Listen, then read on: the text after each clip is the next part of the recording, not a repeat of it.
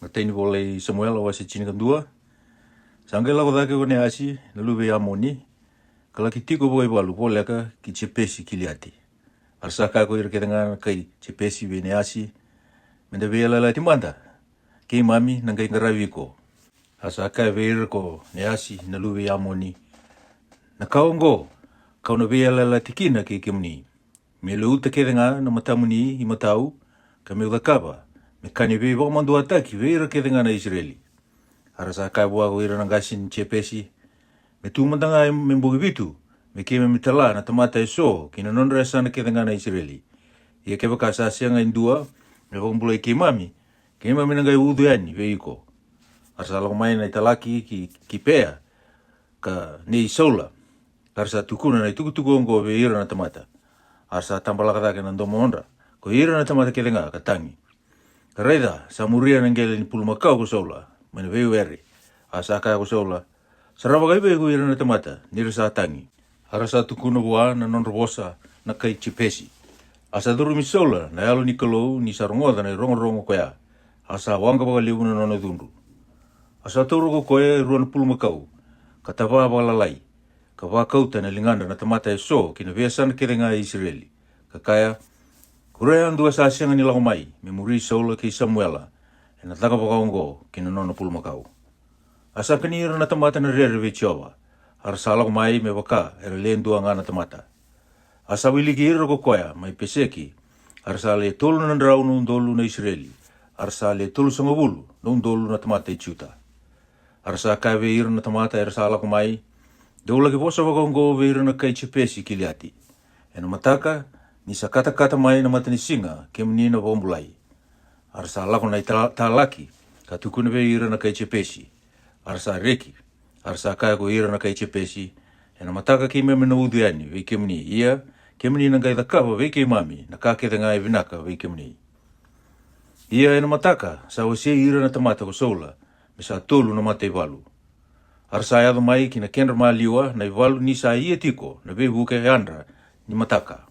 Ka mukutira na luwe ya moni ka dhova na ngoni singa sa katakata. Ia sa andui se ko ira ka wo me senga ni tiko wata e le rua. Arasa kaya ve Samuela na tamata o dei ko koea sa kaya me tui li ve kenda ko sola. Uni kouti ira mai na tamata ongori me kema me voma te ira. Asa kaya ko sola e senga na tamata me voma te indai. Nisa ia na vei bombula indai ve ira na Israeli ko Jehova. Asa kaya ve ira na tamata ko Samuela. Tau mai lakomanda ki Kilkali. Ka wakataun dei taka mai kia na mati ni tu. Arsa lako na tamata kia nga ki Kilkali. Arsa mbuli sola me tui. E na mata I Jehova mai Kilkali.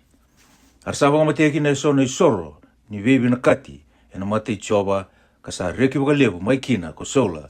Ke ira kia nga na Israeli. Wase chini ka rua. Asa kai ve ira kedenga na Israeli ko Samuela, reida, kausa wororongo ve kemuni, na ka kedenga kunia wosa kina ve yau, ia kausa lesia ve kemuni endo na tui. Reida, sangai lako boli e matamuni na tui, ia kui yau, kausa angase, ka sikamai, ka reida, na luvengu e tausa tiko ke kemuni.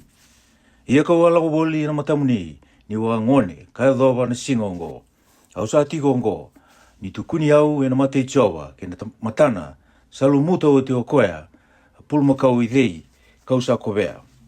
E na asa I dei, kausa kovea. Ia, ko dei kausa lawakitaka. Ko dei kausa wakasora rataka. Se ko dei kausa toro mai wana I soli. Me matamboko, kina na matangu. Ia, kaunangai wakasuka vei kivei kemani. Asa kaya, ko sa sianga ni lawakitaki ke mami. Se wakasora rataki ke mami. Ko sa sianga telanga, ni taura indona ka, mai wana indona tamata. Asa kai ve ira ko koea, sa wakandina ve kemuni ko Jehova. Asa wakandina indai ongo na nono lumuti, ni kemuni sa sianga ni kunea indona ka, elingangu. Asa kaya, sa wakandina ko koea. Asa kai ve ira na tamata ko Samuela, ko Jehova, ka lesimo sese ke roni, ka kauti ira dhake na nomni ngase. Mai na vanua ko Ichipita, ia ni tumandanga, meu ve leti ke kemuni, e na mate Jehova, e na hukuni takatakan donu ke tangai Jehova, sa kawa ko koea ve kemuni ke ira na nomuni ngase liu. Ni sa ala ko mai ki Ichipita ko Chekope, ka sa tangi ve Jehova. ko ira na nomuni ngase, sanga i talai Mosese ke roni ko Jehova. Harusa kau ti ira tani na nomuni ngase mai tipida, ka waka tau ke ira e novo nuongo. Harusa ngwila davi Jehova na nonra kalou, asa wuli taki ira ko koea kina linga e Sisira, na kapiteni ni walu ne Asori, kena linganda na kai Filistia, kena lingana na tui Moapi, harsa mai wala ke ira. Harsa tangi vi Jehova kakaya, keima misai wala da, ni keima misa mbiuti Jehova, kangravi ira na peali, kena asi te rodi. Iongo, muni wakambulai keima mi maina linganda na nima mi meda, keima mi nangai ngaravi kemuni. Asa talai cheru peali ko Jehova, ke Pitani, ke Chefida, ke Samuela, ka wakambulai kemuni maina linganda na numuni meda, sa tiko, waka wuli ti kemuni, ia kemuni sa tiko wakadengo. Ia ni kemuni a reida, ni sa lau dhake, me wala ke kemuni ko neasi, na nonra tui na luwe amoni, kemuni a kaya we au, e sengai, me le wai keanda ngā indua na tui. Ia kasa nomuni tui tiko ko Jehova, na nomuni kalou. Ia muni reida mandongo, na tui kemuni a ndingi taka, o koea ko ni a kerea, ia reida, sa lisia we kemuni ko Jehova, indua na tui. Kia waka kemuni na rere wake Jehova, ka ngaravi koea, ka wakarorongo kina nona wosa, ka sianga ni talain rendre kina i wakaroi Jehova, ka samri Jehova na nomuni kalou, o i kemuni ke koe talanga na tui, sa le wai kemuni, sa na ngai vinaka. Ia, kia waka kemuni na sianga ni wakarorongo kina wosa i Jehova, ka sa talain rendre nga kina i wakaroi Jehova, e na ngai wala ke kemuni na linga i Jehova, ka waka we ira na nomuni ngasi. Iongo, muni tu manda ka reida na ka leo ongo, e na takawa e matamuni ko Jehova. Sasianga lini ngauna ni tamusuki witi enda indai, au na masu we Jehova, me sulia ko koea na kurukuru, ke na uda. Muni kila kina ka reida, ni sa ka leo na nomuni wala da. Ko ni sa takawa, e na mate i Jehova, ni kemuni a krea, mendua na nomuni tui. Asa masu we Jehova ko Samuela, sa sulia ko Jehova, na kurukuru ke na uda, e na singa koea. Arsa rere wake Jehova wake leo ke Samuela telenga, ko ira ke ngana tamata. Arsa kawe Samuela, ko ira ke ngana tamata, mo masulaki ke mami na nomuni tamata we Jehova na nomuni kalou. Me ke mami ka koni mate, ni ke mami sa kuria, na ne mami wala da ke nga, e na dhaongo, ni ke mami sa kerea, e ndua na ne mami tui. Asa kaya ko Samuela we ira na tamata, ni ka koni rere, kuni sa kawa oti, na ka dhaongo, ia, ni ka kua nga, ni lesu tani, muni kua, kina, ni muri Jehova. Ia muni ngarawi Jehova nga, e na alo muni tau dhoko, ia muni ka kua ni lesu tani, muni muria kina na ka wale, na ka e seanga ni anga, se ia rawa, na wei wambulai. Ni sa ka wale ongori. Nina seanga ni laiwira na nona tamata ko Jehova, e na huku ni a dhana lewu, ni sa vinakata ko Jehova, mengi sike muni nona tamata, ia ko iau, me u ka kua sara ni dhala wei Jehova, ni kau sa dhengu ni masula ki kemuni, ia kau na wawulidi kemuni, e na wala vinaka kandundonu, ni rere waki Jehova nga, kangarawi koea, waka indina, e na lomni tau dhoko, ia muni na numa, na wei ka leo sa dhakawa wei kemuni ko koea, ia ke ka kemuni na ia tiko, na wala da, ko ni na waka oti, ko i kemuni wata, ke na nomuni tui. Wasi e chinga tolu, samba ki tolu sanga wulu saula, ni sa teke wu na nona lewa. Ia, ni sa lewe iro oti na Israeli ka embagi rua, sanga indingi taka, e nona i walu ko saula, ele tolu na undolu na Israeli. Ia sa tiko wate kei saula, ele rua na undolu mai miki masi, kei na ulu ni wunua ko pedieli. Kandua na undolu, sa tiko wate kei chona adhani, mai kepea, nei peni chamini, ia, ko ira na tamata sa wo, sa talai ira ko koea, na tamata e andua, kina nona wale lara. Asa mukuta ko chona adhani, na nonra, tambo i walu na kai Filistia, o koea ka tiko mai kipa, arsa rungoda ko ira na kai Filistia. Asa ubuda na dawui, e na punua tau dhoko ko saula kakaya, mera rungoda manda na ipiriu. Arsa rungoda ke nga na Israeli, ni sa kai naki sa mukuta, ko saula na nonra tambo i walu na kai Filistia. Kini sa amboi dha talenga ko ira na Israeli, ve ira na kai Filistia. Arsa pa kasongo ni wata na tamata, mera muri saula ki kilikali. Arsa pa kasongo ni irwata ko ira na kai Filistia, mera wala ke ira na Israeli. Sa tolu sanga wulu na undolu na ngingi ni walu. Ka leo ono na undolu na tamata, sa wondo wase. Ia savakana mate ni nuku, mai mbaravi na kenra wili na tamata arsa lako dhake, kalaki tiko, mai miki masi, waka kinatui dhake, mai pedi aveni. Ia nirasa kila ko ira na Israeli, erasa lenga, nirasa tanga ya ko ira na tamata, erasa ngai wunita ki ira ko ira na tamata, enangara lileu eso, kena vei kau, kena vei watu lileu, kena vei tikina kau kaua, kena vei keli. Ia ko ira so na ipiriu, erasa lako ki taikandua ni soritani, kina hunua ne kata ke kili ati. Ia ko saula sa tiko ngā mai kilikali, arasa muri koea, ka sautani nini ko ira keda ngana tamata. Asawa wa tiko ko koea membongi vitu, nambongi kalokudha ko Samuela. Asa senga ni lako mai ki kilikali ko Samuela. Arasa setani mai wa ko ira na tamata. Asa kaya ko saula, do kouta mai vi au indua na isoro kama, ke na isoro ni vi vinakati. Asa vodamboro ko koea na isoro kama. Ia ni sa vodamboro oti na isoro kama, sanga ilako mai ko Samuela. Asa lagi tawa ki koea ko saula, me wakatingui koea. Asa kaya ko Samuela, adaba ko sadakawa. Asa kaya ko saula, sa kanga ni waraida, ersa setani vi au ko ira na tamata. Ni ko asenga telanga ni lako mai, ena ngauna salukudi. Kanira sa songo ni wata ko ira na kai Filistia, mai miki masi. Hawa ngai kaya, era na lako songo mai vi au, ki kilikali ko ira na kai Filistia. Ia kawa asenga ni kere oti na vivu ke Jehova. Ia kawa waka saurara te ki au kina, ka wadambora na isoro kama. Asa kaya vi saula ko Samuela, ko sa dhaka waka lia. Ko sa senga ni waka bauta na vunau i Jehova na nomu kalou, ka warota vi iko ko koea, ke sa waka koea, ke sa waka taunde i taka ko Jehova, me senga ni mundu na nomu lewa ira na Israeli. Iongo, ena senga ngā ni ndei na nomu lewa. Sangara oti ko Jehova indua na tamata, sa alo wata kaya. Asa le si koea ko Jehova, me nona turanga na nona tamata. Ni ko sa senga, ni waka bauta na ka warota vi iko ko Jehova. Asa dabutu ko Samuela, kalawa yani ki kilikali, ki kepea ni peni chamini. Ia ko saulo sa wiliki ira na tamata, era sa tiu ko kaya, era sa leo no beka na ndrau na tamata. Ia, era sa tiko mai kipea ni peni chamini ko saula, ke chona dhani na luvena, ke ira na tamata, era sa tiko wata ke irau. Era sa tiko mai miki masi na kai Filistia.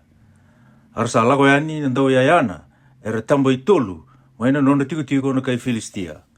Indua na matei walu sa lako kina salawaka ki Ofira, kina wanua ko Suali. Asa lako indua na matei walu kina sala ki Peri Oroni. Asa indua na matei walu sa lako kina sala, kina yala sa andoni ya nambuda, mai sepo imi, waka kina veikau. Asa senga ni kune, indua na mate ni kaukamea, ena nondra wanua tau dhoko na Israeli, nira sa kaya na kai Filistia. Dera kawa sona nondra sele wau, ko ira na ipiriu, se sona nondra moto. Ia, sa andau lau sombu ko ira kede, na Israeli ve ira na kai Filistia. Mera vangatara andua, na nona isivi ara, ke na nona matau, ke na nona hulono, ke na nona sivi. Ia ke mudu na isivi, ke na matau, ke na idhula, ni dho, e mate i tolu, ke na hulono, sa tu na ivaro, ka me vangatara talanga, na moto ni pulmakau. Ia na singa sa ia kina na ivalu, sa senga ni kune, indua na isele wau, indua na moto bua. Indua ve ira na tamata, sa tiku wata kei sola, kei chona dhani, sa kune ngā ve sola kei chona dhani, na luvena. Ia indua na tamba ivalu, i wakatau ni kai Filistia, sa adova, na sala ki miki masi. Wasi e chini ka wā, ia indua na singa, sa kaya ko chona dhani na luve sola buana dorbo, sa andaudo lata na nona rangi. Darulako yani, kina nonda i tiko ni walu na kai Filistia, sa tu mana sana kantua. Asa senga ni tuku na vitamana, asa tiko ko saula, mana yala ke kipea, ruku ni buni pome kanraneti, ka sa tu mai mikironi. Ia ko ira tiko kaya, sa leo ono beka, na ndrau na tamata, kei e ai, na lubei e i tupi, na tua kai i kapoti, na lubei Finiase, na lubei ilai na bete Jehova mai sailo. Asa waka i sulu lako e nandua na e foti, arsa asianga ni kila ko ira na tamata ni sa lako yani chona dhani. Ia na madhao ni lako sa waka tau leo ko chona dhani me lako yani kina nonda i tiko ni walu na kai Filistia. Sa andua na watu moto e na kena e sana ongo, ka andua na watu moto ma na e sana koea. ia na dhana indua ko posesi kena adha ni kena karua ko sene. Aya sana indua sangarava na toka lau mendonu i miki masi ina kene karua sangarava na dewa mendonu i kipea. Asaka ko chona dhani wana dhurbo usa ando dolata na none rangi darulawani kina non rei tiku ni balu na tau dhili ongori. Ena taka beka ena kundaru ko chiova nisa sianga ni ndendrevi chiova me ia na vevong bulai sera leo bunga sera leo leilai. Asaka ko kwea sa ando dolata na none rangi ukita kana ka kidenga sa tu el mamu. Mulago yani reida kausa tiko wate ke yiko me wakana lo mamu. Asaka ko chona dhani reida endaruna lago yani ki veira na tamata ongori. Ka wakareita ki kendaru veira. Ke wakaere na kai ve kendaru wakane. Rau tiko manda me ke te ulago yani ve ke mrau. Endaruna gai tiko manda ena non daru tikina ka siani lago daki veira. Ia ke wakaere na kai wakongo rau lago daki bai ve ke mami. Endaruna gai lago daki ni sa suli ira ko chova kina linga andaru. Ia sa kene dina ve ke andaru ongo. Rau sa wakareita ki rau kina non ramate walu na kai Filistia. Arsa kaya na kai Filistia. Reida, era salago mai na ipiriu mai na vengara, era abuni tagi ira kina. Ia, sa vosa ko ira na mate walu vi chona dhani ki koea, na daudolata na nona rangi ka kaya. Raulago daga mai ve ki mami. Ia ki mami na wakatakila ve ki unrau, endua na ka. Kaya ko chona dhani ve koea, sa daudolata na nona rangi. Mamuria umai, ni sa suli ira ko chiova, kina lingandra na Israeli. Asa dambeda ke na lingana ke ina yawana ko chona dhani. Asa muri koea ko koea. Sado lata na nona rangi. Arasa mbale mate. Eno mate chona dhani. Ia sa muri koea ko koea. Sando do lata na nona rangi. Ka vira ravui lako. Ia na moko ongo. Karau kitaka ko chona dhani ki koea. Sando do lata na nona rangi. Sa le rusa mabulumbeka na tamata. Eno ndua na tiki ni wanua lelai. Asa ndua na sautani nini lewu. Ena itiko tiko. Ena viu ere. Ve ira talenga na tamata, ko ira na mate walu, ke ira na ndau yayana. Sa sautani ni talenga. Asa ya wala na bonua, sa andua na kaleu, waka indina na sautani ni koya. Ia sa rayani, ko ira na tamata sa iwa tawa, na isola, mai kipea, na ipeni chamini, ka reida, sa wakayali na lewunga, ka rasa veise ya kiboli. Asa kaya ko sola ve ira na tamata, sa tigo watakaya, do wilika manda na tamata, ka reida, seko dei sa lakotani wikenda. Arsa wilika, ka reida, sa ya liko chona dhani, hei koea sa andodolata na nona rangi. Asa kaiwe ai ia, ko sola, mo kauta manda mai na kato ni kalou, ni sa tiko we ira na Israeli na kato ni kalou, ena ngau na koea. Ia ni sa vosa tiko we koea na bete, ko sola, sa ka liu dhake, tiko na uwe, ena nonrei tiko ni walu na kai Filistia. Asa kai wana bete ko sola, mo kakua manda, ia sa kailawata, ko sola ke ira na tamata kedenga, tiko wata kaya, sa lako kinai walu, ka reida, sa vira rahui wakate kira, enai, sele wau. Asa ia kina, endua na moku leo usara. Ia ko ira na iperiu, tiko makawa, ke ira na kai Filistia, kalau wata ke ira maina vea sana holeka, kina nonre tiko, sa vukitale me nonre to na Israeli, tiko wata ke sola, ke chona dhani. Ia ko ira ke talanga na Israeli, abuni taki ira, na ulni wanua ko Efremi, ira sa rongoda, sa nro, na kai Filistia, sa didi talanga kamuri ira, na iwalu. Asa apa mula ira na Israeli ko chiova, na singa koea, asa lako na iwalu kaya dobi pedi aveni. Arasa apa loma, ko ira na Israeli, na singa koea, ni sa wakambumbu itagi ira na tamata ko sola, kawaka, medunrubi na tamata, sana kania indua na kakana, kame akawi manda, me udunrubi ira manda na nungu meda. Arasa sianga ni kania indua na kakana ko ira na tamata. Aranga yado na tamata kedenga kinandua na vikau, asa noe na gele na oni. Ia ni rasa lako kina vikau na tamata, reida, sa titiri tiko na oni. Ia kasenga na tamata sa kauta na lingana kina musuna. Ni rasa rerwaka na bumbu lui ko ira na tamata. Ia ko chona dhani sa sianga ni rongodi tamana, ni sa wakambumbu luitaki ira na tamata. Asa ndondoka na mua ni titoko, kangumie tiko na lingana, ka toni sua nangani oni, ka kauta na lingana kina ngusuna. Asa raiwi naka kina na matana.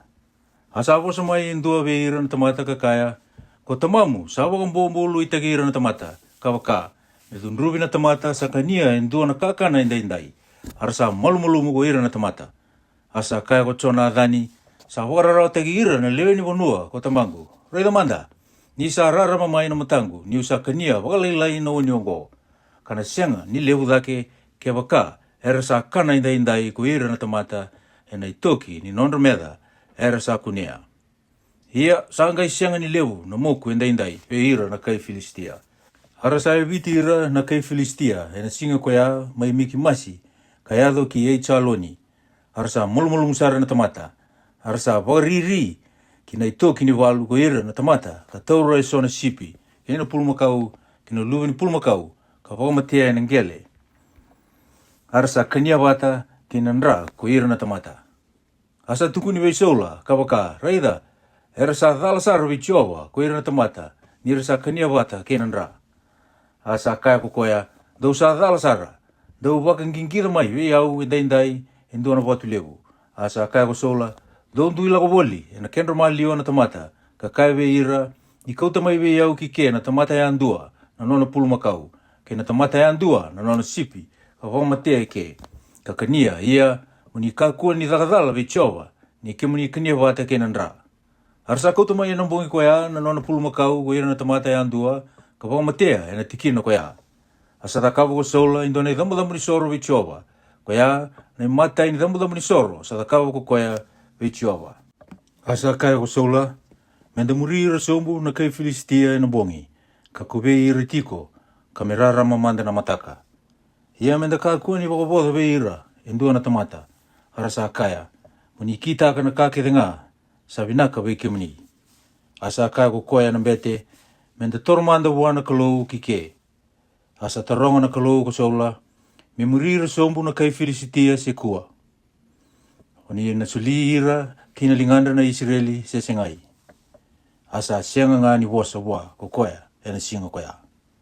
Asa kaya ko sola, ni toro mai ki ke o ike mani ke denga na turanga ve ira na tamata.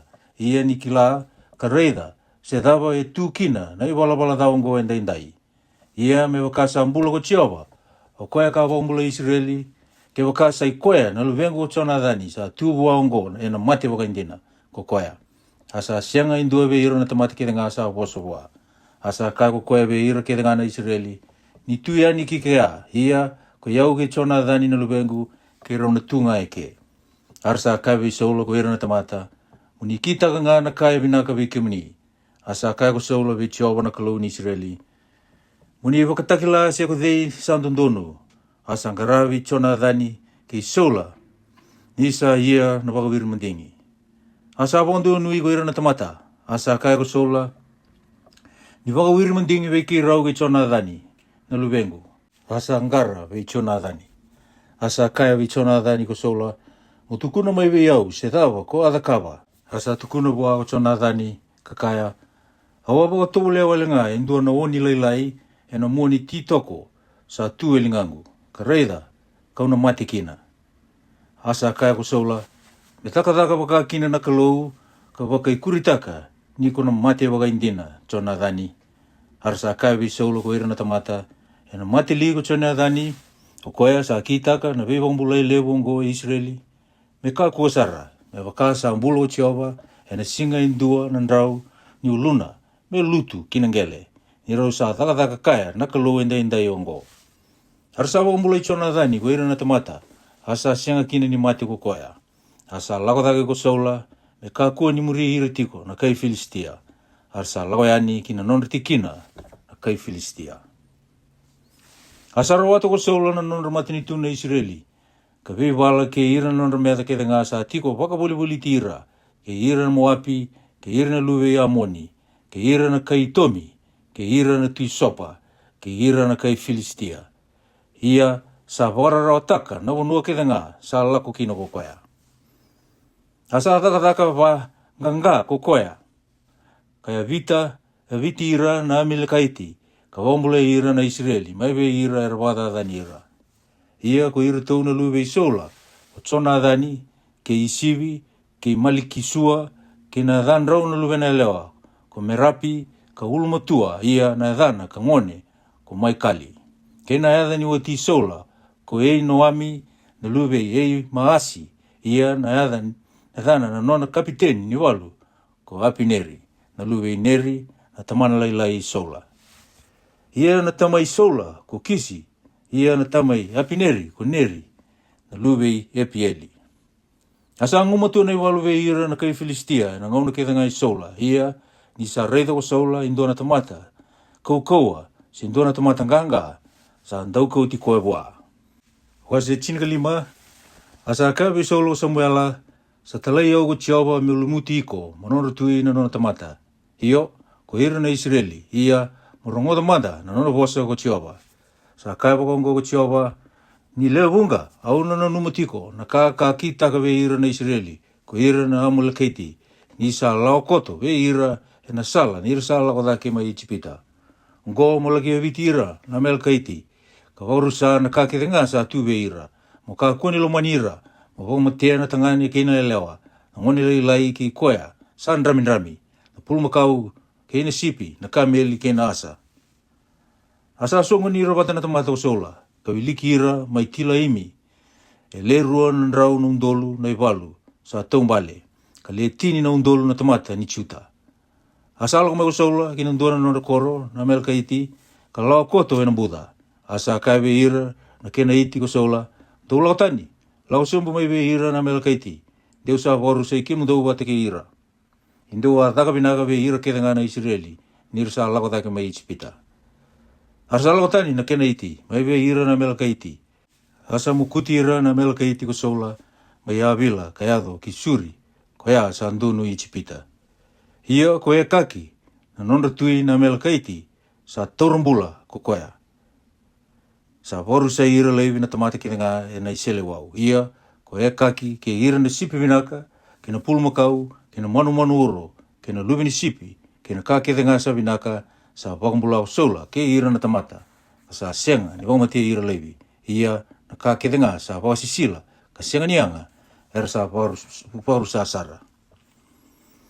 Asal mai no vosi ni kalou ki ve Samuela ka kaya au sabe utuni ni kausa buli sola me tui ni sa hukitani ko koya me ka kua ni muri au ka senga ni waka dora na nungu vosa. Asara rao Samuela asa tangi ve Jehova na bongi tau doko ie ni sa so na mataka ko Samuela me la kitawa ki sola e na mataka sa tukuni ve Samuela ka waka sa lako mai ki ka meli ko sola ka reida sa wakonduria indona nona i numi sa lago boliani ka lago sombu o kilkali. Asa lago mai ki ve Saul o Samuela asa ka bua o sola. Me wakalunga te teki ko Jehova. Au sa waka dora na bosa i Jehova. Asa ka ko Samuela. Oi, ka dhavona non retangi ne sipi ongo. Ke non domo ni pulma kau sa rongoda. Asa ka ko Saula. Sa kau tira mai ve ira na mela kaiti ia ko ira na tamata sa wakumbula. Na kena vinaka ni sipi kena pulma kau Mervoda moro vi Jehova na num kalou. Ia sa katani ke mami sa voru sa laivi. Asa ka vi Saulo Samuela. Mo ka kua manda.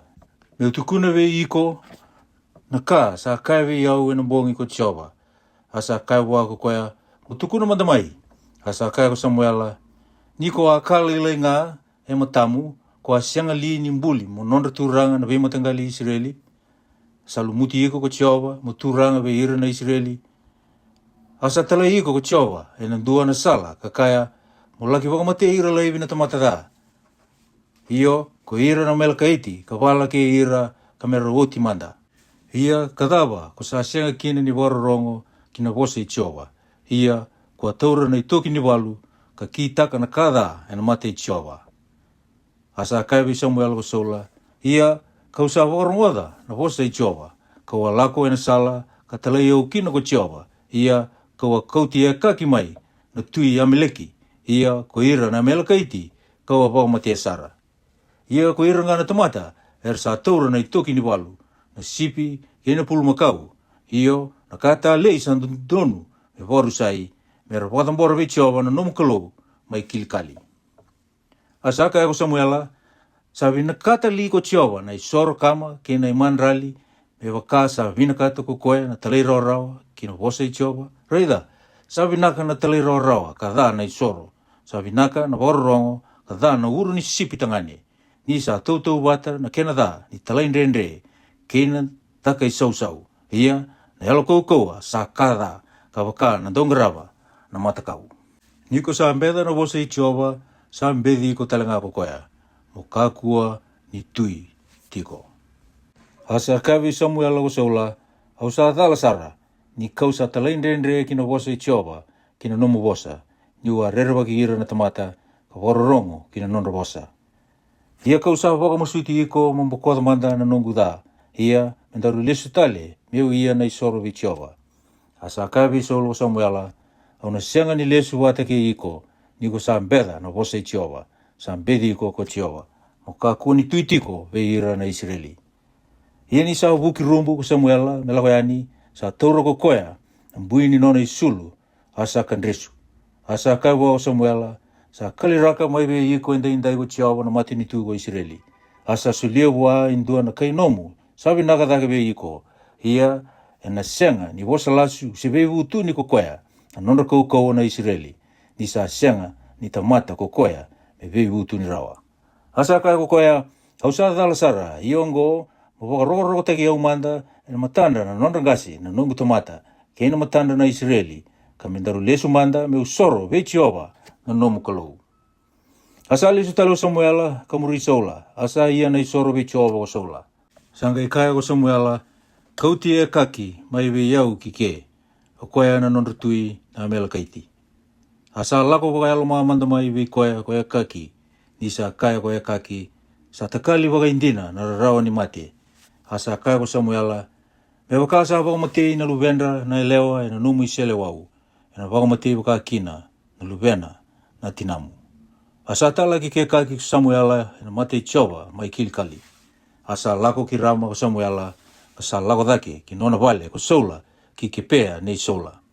Asa senga ni reidi soula tali ko Samuela, ka dhobo na singa sa mati kina. Asa tangi daki soula ko Samuela. Asa vivu tuni ko Jehova, ni sa le si soula e nonra tui na Israeli. Naka.